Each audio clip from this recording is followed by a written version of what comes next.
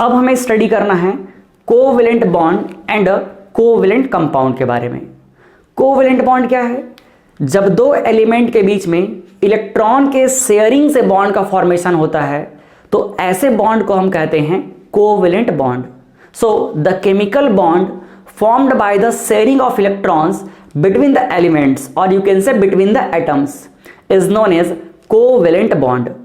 जब एलिमेंट के बीच में या एटम के बीच में इलेक्ट्रॉन के शेयरिंग से, ट्रांसफर से नहीं, शेयरिंग से बॉन्ड का फॉर्मेशन हो तो ऐसे बॉन्ड को हम कहेंगे कोवेलेंट बॉन्ड। एग्जांपल के थ्रू समझते हैं हम।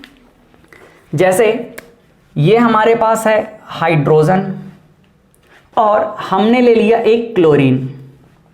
हाइड्रोजन का एटॉमिक नंबर होता है 1, तो उसके अकॉर्डिंग इसके पास आउटर मोस्ट सेल में होगा 1 इलेक्ट्रॉन।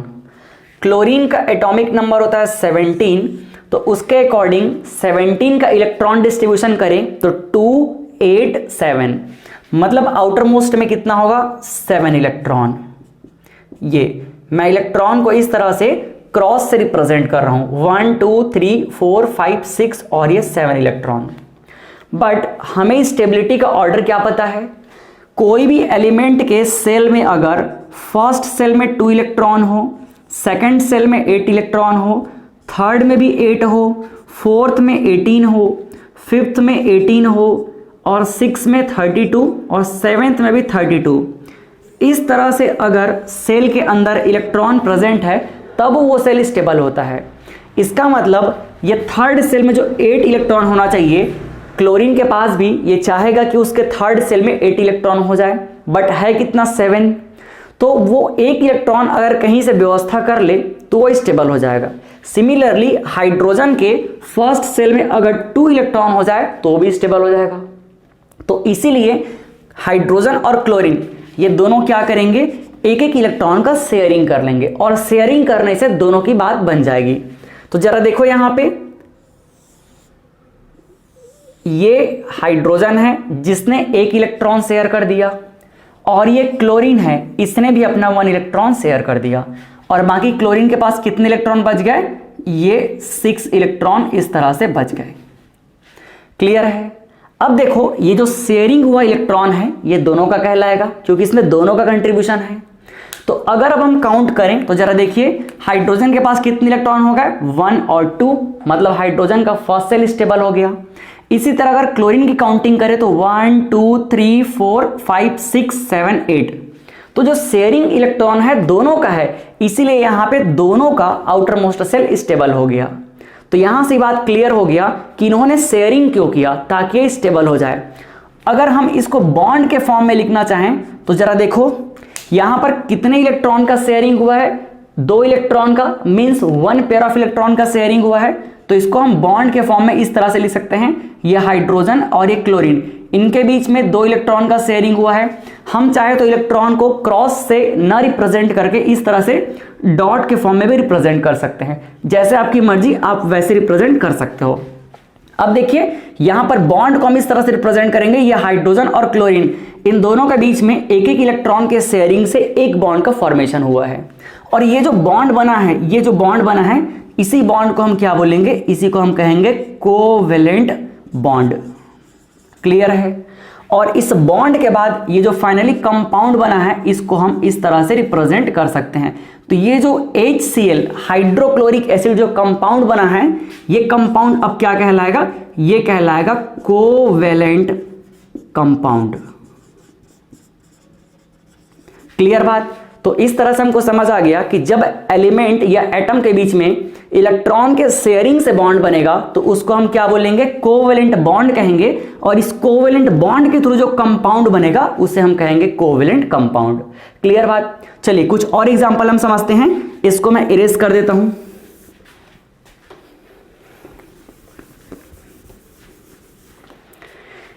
इसी तरह अगर हम देखना चाहें, ये हमारे पास एक हाइड्रोजन है जिसके आउटर मोस्ट में 1 इलेक्ट्रॉन है और यहां एक और हाइड्रोजन है, इसके पास भी आउटर मोस्ट में 1 इलेक्ट्रॉन है। तो ये दोनों चाहेंगे कि इनके आउटर मोस्ट में 2-2 इलेक्ट्रॉन हो जाए और इसी पर्पज से ये दोनों कंबाइन हो जाएंगे।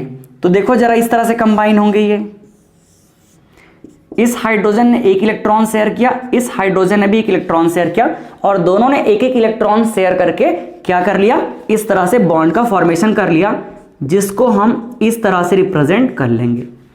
क्लियर बात। अब देखो इसको अगर हम ओवरऑल फॉर्मूला के फॉर्म में लिखे तो ऐसे लिख सकते हैं H2। तो H2 जो मॉलिक्यूल बनता है वो किससे बनता है, वो बनता है कोवेलेंट बॉन्ड के थ्रू। क्लियर बात। यहाँ पे क्या बना, हाइड्रोजन हाइड्रोजन के बीच में कोवेलेंट बॉन्ड बना और इस कोवेलेंट बॉन्ड के थ्रू इस H2 का फॉर्मेशन हुआ। ऐसा क्यों हुआ, क्योंकि दोनों हाइड्रोजन को एक एक इलेक्ट्रॉन की रिक्वायरमेंट थी, तो दोनों ने एक एक इलेक्ट्रॉन का शेयरिंग कर लिया। नेक्स्ट अगर हम और देखना चाहें, ये हमारे पास है ऑक्सीजन। ऑक्सीजन के आउटर मोस्ट में कितने इलेक्ट्रॉन होते हैं, ऑक्सीजन का एटॉमिक नंबर है कितना, 8, तो उसके अकॉर्डिंग इसके आउटर मोस्ट में होंगे 6 इलेक्ट्रॉन, 2 6। देखो यहां पे तो 6 इलेक्ट्रॉन इसके आउटर मोस्ट में इस तरह से प्रेजेंट होंगे और इसको मैं ये सर्कल के फॉर्म में ऐसे लिख लिया। एक और ऑक्सीजन हम ले लेते हैं, इसके भी आउटर मोस्ट में कितने इलेक्ट्रॉन होंगे, 6 इलेक्ट्रॉन। अब ऑक्सीजन चाहेगा कि अपने आप को स्टेबल कर ले, इसके लिए इसको 8 इलेक्ट्रॉन चाहिए आउटर मोस्ट में, तो कितने का शॉर्टेज है, 2 इलेक्ट्रॉन का शॉर्टेज है। तो यहां क्या करेंगे, दोनों के दोनों ऑक्सीजन 2-2 इलेक्ट्रॉन का शेयरिंग कर लेंगे। ये देखिए कुछ इस तरह से, ये फर्स्ट ऑक्सीजन इसने 2 इलेक्ट्रॉन शेयर कर लिया, ये सेकंड ऑक्सीजन इसने भी 2 इलेक्ट्रॉन शेयर कर दिया और 2-2 इलेक्ट्रॉन का शेयरिंग किया, मतलब 2 पेयर ऑफ इलेक्ट्रॉन का शेयरिंग हो गया।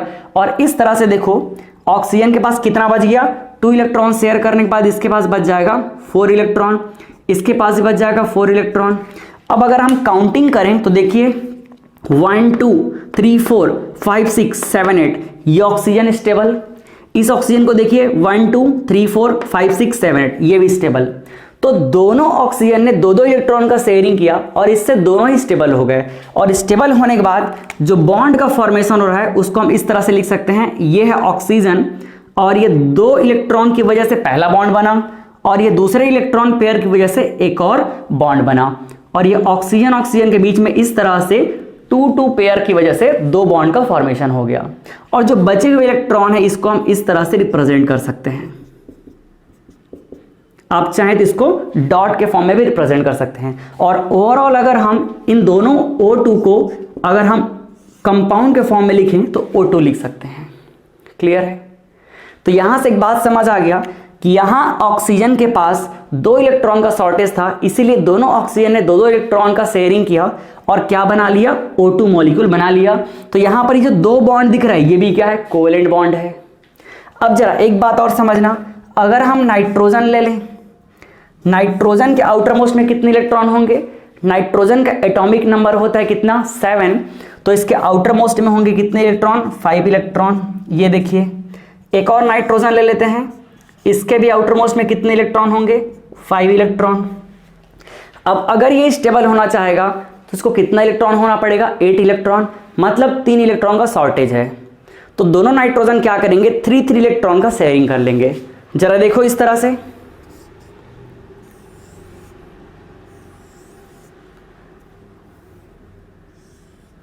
ये फर्स्ट नाइट्रोजन इसने 3 इलेक्ट्रॉन शेयर कर लिया, सेकंड नाइट्रोजन इसने भी क्या कर लिया, 3 इलेक्ट्रॉन शेयर कर लिया। अब इसके पास कितना बच गया, 2 इलेक्ट्रॉन, इसके पास भी 2 इलेक्ट्रॉन बच गया। तो 3 इलेक्ट्रॉन का शेयरिंग करने के बाद अब देखो दोनों ही स्टेबल हो गए, 1 2 3 4 5 6 7 8, इधर से भी 1 2 3 4 5 6 7 8। तो 3-3 इलेक्ट्रॉन का शेयरिंग करने के बाद दोनों ही नाइट्रोजन स्टेबल हो गए, इसलिए इन्होंने 3-3 इलेक्ट्रॉन का शेयर कर लिया और शेयरिंग करने के बाद क्या बना लिया, यहां पर एक स्टेबल कंपाउंड बना लिया। इसको मैं अगर बॉन्ड के फॉर्म में लिखूं तो देखो यहां पे नाइट्रोजन फर्स्ट पेयर की वजह से ये पहला बॉन्ड, सेकंड पेयर की वजह से सेकंड बॉन्ड और थर्ड पेयर की वजह से ये थर्ड बॉन्ड। तो 2 नाइट्रोजन के बीच में इस तरह से 3 बॉन्ड का फॉर्मेशन हो गया। और कितने इलेक्ट्रॉन बचे हुए हैं, ये 2-2 इलेक्ट्रॉन इसके पास बचे हुए हैं। अगर मैं इनको एक सिंबल के फॉर्म में लिखूं तो इसको हम लिखेंगे N2। तो जो N2 मॉलिक्यूल बनता है वो कैसे बनता है, इस तरह से कोवेलेंट बॉन्ड से बनता है, इलेक्ट्रॉन के शेयरिंग से। अब जरा एक बात समझना, यहां पे अगर हम पहले दोनों एग्जांपल की बात करें, फर्स्ट और सेकंड एग्जांपल की, तो यहां पर जो HCl का फॉर्मेशन हुआ है यहां पे 1 इलेक्ट्रॉन पेयर के शेयरिंग की वजह से बना है। यहां भी H2 जो बना है एक इलेक्ट्रॉन पेयर के शेयरिंग की वजह से बना है। तो जब दो एलिमेंट के बीच में या दो एटम के बीच में only one pair of electron का शेयरिंग हो तो उससे बनने वाले बॉन्ड को हम कहेंगे सिंगल बॉन्ड। तो ये जो बॉन्ड बना है ये क्या है, ये है सिंगल बॉन्ड। क्लियर है। और थर्ड एग्जांपल में देखो, ये जो थर्ड एग्जांपल है यहां पर ऑक्सीजन ऑक्सीजन के बीच में टू पेयर ऑफ इलेक्ट्रॉन का शेयरिंग हुआ है। तो टू पेयर ऑफ इलेक्ट्रॉन के शेयरिंग से जब कोवेलेंट बॉन्ड का फॉर्मेशन होता है तो उसे हम क्या कहते हैं, इसे हम कहते हैं डबल बॉन्ड। शॉर्ट में लिख दिया मैंने डीबी, डबल बॉन्ड, क्योंकि डिटेल में भी हम इसके बारे में पढ़ने वाले हैं। इसी तरह अगर हम नाइट्रोजन के बारे में बात करें तो यहां पर तीन pair of electron, three pair of electron मतलब 6 इलेक्ट्रॉन, तो 3 पेयर ऑफ इलेक्ट्रॉन के शेयरिंग से बॉन्ड का फॉर्मेशन हुआ है। तो इसे हम क्या कहेंगे, इसे हम कहेंगे ट्रिपल बॉन्ड। क्लियर बात। तो यहां से हमको एक बात समझ आ गया कि जब दो एलिमेंट के बीच में या दो एटम के बीच में वन पेयर ऑफ इलेक्ट्रॉन का शेयरिंग हो तो सिंगल बॉन्ड का फॉर्मेशन होगा, और जब टू पेयर ऑफ इलेक्ट्रॉन का शेयरिंग हो तो डबल बॉन्ड का फॉर्मेशन होगा, और 3 पेयर ऑफ इलेक्ट्रॉन का शेयरिंग हो तो ट्रिपल बॉन्ड का फॉर्मेशन होगा। मींस कोवेलेंट बॉन्ड को हम 3 कैटेगरी में डिवाइड कर सकते हैं, single bond, double bond, triple bond. Clear है। अच्छा, एक चीज देखिएगा यहां पे, कभी कभी एग्जाम में क्या होता है कि आपको स्ट्रक्चर बनाने के लिए पूछ दिया जाता है। तो हमने तो डिटेल में पढ़ लिया, तो आप कौन सा स्ट्रक्चर बनाएंगे। अगर आपको पूछ दिया जाए कि भाई HCl का स्ट्रक्चर बनाओ, इलेक्ट्रॉन डॉट स्ट्रक्चर जिसमें कोवेलेंट बॉन्ड फॉर्म होते हुए दिखाई दे, तो आप चाहे तो पूरा इसको ड्रॉ कर सकते हैं, या फिर आप सिर्फ इतने को ही ड्रॉ कर देंगे तो भी काम बन जाएगा। ये इस तरह से, जहां पर ये दोनों इलेक्ट्रॉन का शेयरिंग कर रहे हैं, तो ये HCl का हो गया।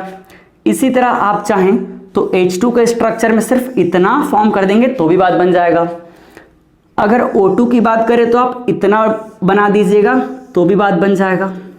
फिर N2 में आप इसको ड्रॉ कर सकते हो, इससे भी बात बन जाएगी। क्लियर है। तो स्ट्रक्चर जो जो बोला जाएगा आप देख करके इस तरह से शेयरिंग को बना दीजिएगा। अब देखिए यहां भी हमने समझा कि इलेक्ट्रॉन पेयर कितना शेयर हो रहा है एलिमेंट के बीच में, उसके अकॉर्डिंग हम क्या बोलेंगे, single bond, double bond, triple bond. तो यहां से हमारा एक नया टॉपिक बन जाता है टाइप्स ऑफ कोवेलेंट बॉन्ड। तो पहले इसको आप नोट कर लीजिए, हमने कोवेलेंट बॉन्ड और कोवेलेंट कंपाउंड का अच्छे तरीके से डिटेल में एनालिसिस कर लिया। कोवेलेंट बॉन्ड क्या होता है, जब दो एलिमेंट के बीच में शेयरिंग से, इलेक्ट्रॉन के शेयरिंग से बॉन्ड का फॉर्मेशन हो तो उसको हम बोलेंगे covalent bond. Means the chemical bond formed by the sharing of electrons between atom is known as covalent bond, and the compound formed by the covalent bond is known as covalent compound।